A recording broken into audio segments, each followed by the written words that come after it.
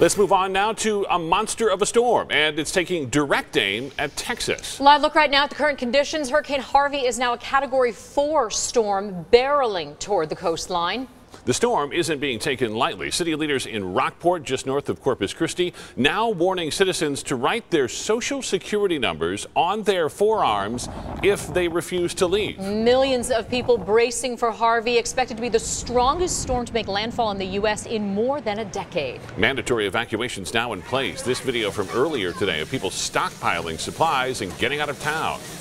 Harvey is expected to dump as much as 35 inches of rain over the next few days. And this new video showing that rain coming down harder for drivers in Galveston, Texas.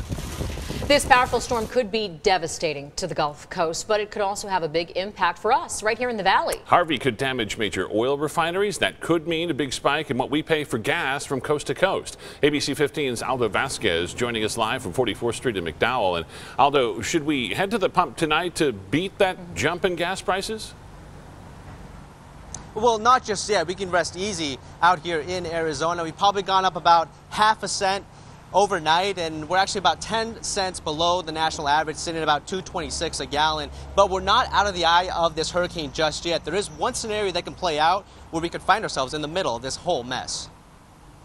On average, I pay around like $60 to get a full tank. Yeah, and this is a V8, so it's not cheap. Hurricane Harvey has the power to knock out 5 Gulf Coast refineries and devastate reserves.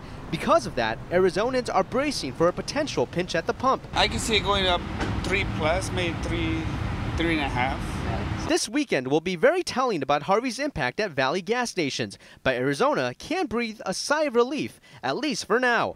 Our oil comes from California and El Paso, pipelines not in the hurricane's path. But we also have plenty of oil on reserve. In recent years, we've been fairly insulated from wild price swings based on the fact that we have a very balanced fuel supply here in Arizona.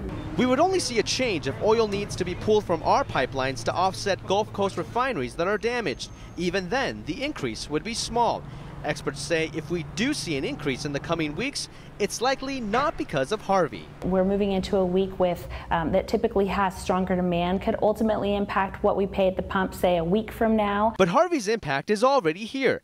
Just ask Barry Rauch, cutting his trip here short to get home to Texas and expecting those gas prices to be sky high. If it does, it'll only be for a couple of months.